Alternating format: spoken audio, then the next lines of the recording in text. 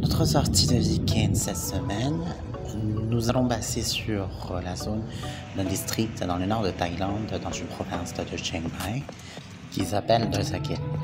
Après, nous rentrons dans la zone intramuros de la ville de Chiang Mai pour déguster la spécialité locale chez un marchand ambulant de Thailand. Après avoir bien rempli notre nuitée à la maison d'hôte à Doi Sakit, nous avons retrouvé le lever du soleil là-bas. Après, on se met à découvrir les attractions majeures de ce district. Commençons par le premier temple qui est situé sur une petite colline qui donne sur les alentours du district.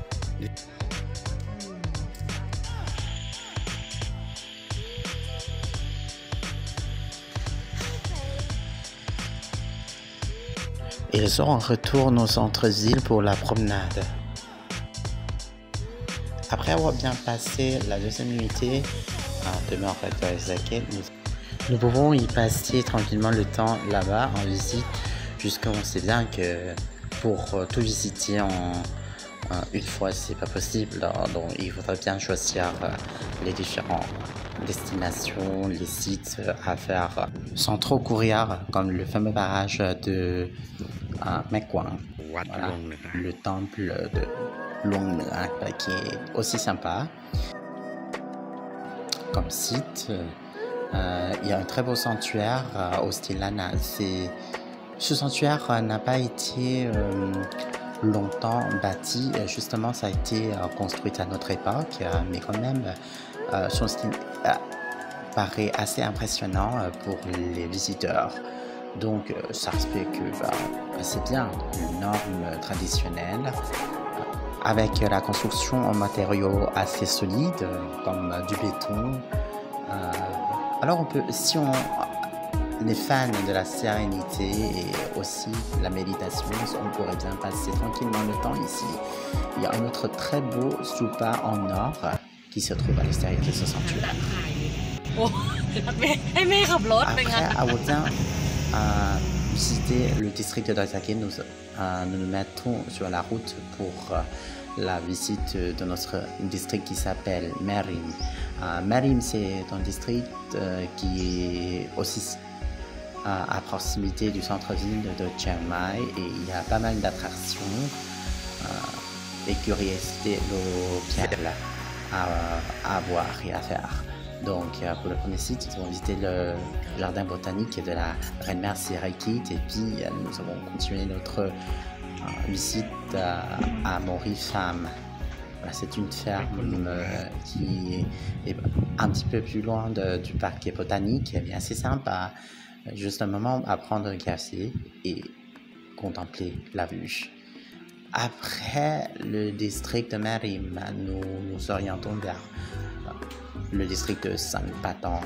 Ce district est également sympa. Du coup, là, on voit bien pas mal des traces culturelles chez des architectures des locaux qui sont parfaitement conservés et puis reconstruits dans l'enceinte du temple pour exposer aux visiteurs. Voilà. La balade continue bien vers la route sur les montagnes au district de Mae Wang. Ce soir, nous allons nous loger dans un tout petit village à Karen. Il y a une maison d'hôte au milieu de rizières, juste au pied de la montagne du parc national de Doi Inthanon. Voilà, ce village s'appelle Nong Tao. Voilà, il y a quand même des choses simples, mais quand même bien équipées. Voilà. Les chambres sont assez bien agencées, c'est correct. On s'est bien regardé de la vue et l'ambiance là-bas. Nous n'avons même pas besoin de climatiseur dans toutes ces petites maisons d'hôtes. Voilà, vous voyez ça. Juste ce qu'il faut. Et là, après, je me suis promené sur le pont en bambou, sans tomber, bien sûr. Le matin, on s'est bien réveillé avec l'accueil de notre hôte qui s'appelle Kao Minou. Et puis on continue notre trajet vers la haute de la montagne. Et on s'est arrêté au village de Mont, voilà, qui surplombe les deux cascades qui s'appellent Siripum. Voilà, ça, on est bien proche du centre de la recherche du projet Initiative Royale.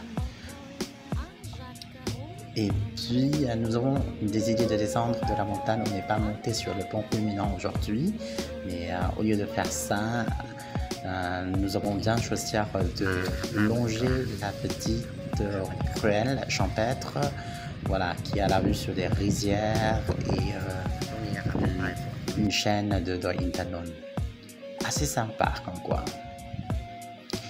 La cascade de Maya, l'une des cascades les plus belles, voilà, de la ville. Ok, après avoir bien visité, voilà, à notre rythme, nous retournons à notre maison d'hôte pour nous reposer un petit peu avant de se remettre vers d'autres zones à proximité de notre demeure.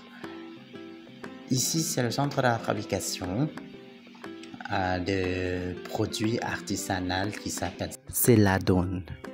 Voilà. En faisant le tour de la maison traditionnelle du centre de la fabrication, il y a pas mal de belles collections de ce produit. Après, on s'est bien régalé de la spécialité servie par ce centre artisanal, le khao soi et le régluant farci de banane, ou kotom mat hontai, avec l'infusion de citronnelle comme boisson. Après, on s'est promené plus loin chez les voisins qui possèdent des fermes terrestres et aquatiques avec pas mal d'espèces. Voilà, j'aime bien les carpes koi dans le bassin, c'est très sympa comme pose, assez reposant. Et ils se sont bien régalés, tous ces petites carpes koi. Et surtout, maman qui est très joyeuse de leur donner à manger.